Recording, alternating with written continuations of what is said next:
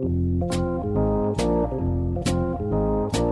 welcome back to Get Down to Business, the show all about small business, jobs, and entrepreneurship. So I've been super excited for this conversation because I'm joined by another podcast host, and that's Stephen Morris, who has over 21 years of experience in leadership roles from the Army to the corporate world, and he has distilled everything he's learned into 5 pillars of leadership that he uses in his products and services. We're going to talk all about that. It's called Renown Leadership LLC. That's the name of his company. Stephen Morris, welcome to the program.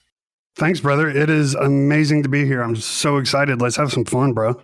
Absolutely. Absolutely. Renowned leadership. That's what we all want. Entrepreneurs, small business owners, wherever they may be tuning in from. So, Stephen, let's talk a little bit about your service and your background that has led to this point, and then we'll dive into what you do today. You have served in the U.S. Army, and that's awesome. So how did those experiences lead you to that renowned leadership that we're talking all about? So, I mean, I was one of the lucky ones, man. And going through the Army, I was in the Army for 16 years, and the entire time I never had what I would consider a bad leader. I had leaders that were better than others, but in hindsight, like looking back at what I've seen in the civilian world, I never actually had a bad leader. So after my service, after getting out and experiencing some of the most amazing leadership, some of the most amazing coaches / mentors through the Army, some of the best you can get in the world, I came to the civilian sector and I'm like, man, where is that? And so it was like, okay, so I need to, rather than complain about a problem, be a part of the problem, I need to be a part of the solution. And that's how Renown came to be. I love it. I love it. And I have to ask, how was your transition out of the Army? Was it something smooth and you naturally took those leadership skills or something else? Let's just say, no. It was 3.5 years of hell, man. It was torture. I didn't know what to expect. I didn't, my entire identity was the Army. It was what I ate, slept, breathed every single day of my adult life. And so when I got out, like, trying to reassimilate, trying to talk to civilians the way civilians prefer to be talked to, which is not like soldiers. I learned that very fast. It was just super hard. No one understood me. I felt very underappreciated. I felt like my entire life of service to the Army, to this country, didn't even matter anymore. Yeah, and from what I understand, you started working with a coach, a leadership development, a career coach, and that was a game-changing moment for you. Again, you had so much experience, you had the leadership opportunities, but again, that transition didn't go smoothly. So now you, as you said, are paying it forward. So let's talk all about that. And again, by the way, this is true whether you have that military background or not. Everybody needs that help to take that leadership and career to the next level. So why leadership development, Stephen? Like I said, working in the corporate sector, I saw some great managers, but I didn't see great leaders. And it made me really sad because leaders are needed at every level of an organization. I mean, the managerial stuff, the checking the boxes, you need all that stuff, but you also need the people part of that equation in order to have a truly good culture within your organization.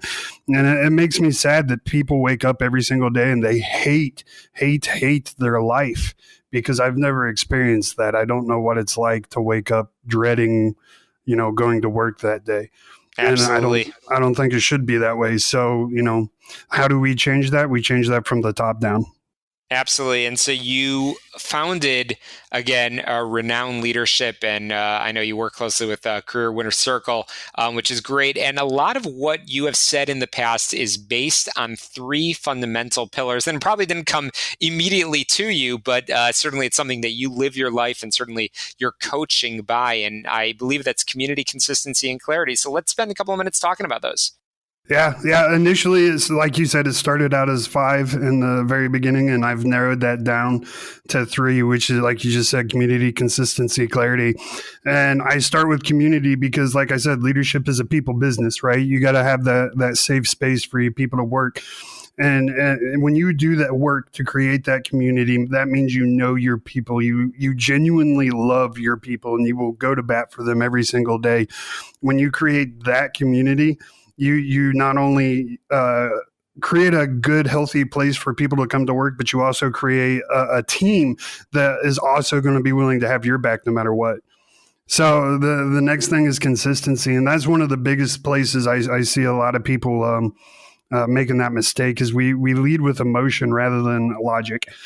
And I know emotion's important, especially when it comes to understanding your emotions compared to other people's emotions.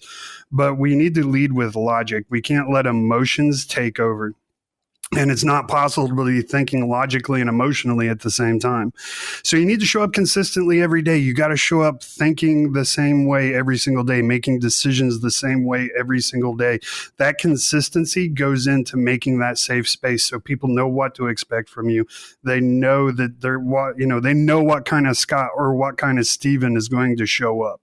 So like the consistency is just paramount. And then the last is clarity.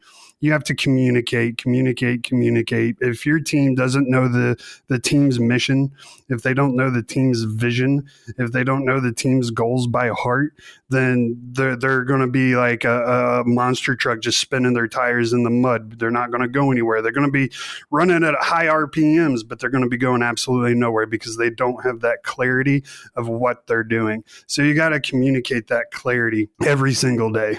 Absolutely. Amen, brother. Again, I'm chatting with Stephen Morris, who empowers leaders to build high-performing teams by focusing on community clarity and consistency. And Stephen, I know, again, you spent 16 plus years in the U.S. Army and are now coaching folks. Again, certainly, I know you have a soft spot in your heart for folks with military background, probably in particular for the Army, of course. But I know you work and you have helped so many hundreds of folks, not only through your coaching, but also through the podcast, which we'll talk about. But Stephen, let's talk a little bit more about the coaching. Who needs to talk to you? And again, who from our listeners should be reaching out to talk with you and your team at Renowned Leadership? Everybody. I like it. If you have a team, or if you're going to have a team, if you're going to have charges, then you need some sort of formal leadership training. I do not care if it's from me, from you, it doesn't matter. Just go get some form of formal leadership training. I actually read a really weird statistic the other day, or depressing, whichever you want to look at it. I think it was from MIT. They found after a survey that the average American doesn't receive formal leadership training until they're 44 and a half years old. Or something like that, 42 and a half, 44 and a half, something like that. That's insane. That's 20 years of bad habits built that you have to go untrain when you start getting that formal leadership training. That's insane to me. So don't build the bad habits. Get a coach, get a mentor, find someone, and start building good habits instead of the bad ones.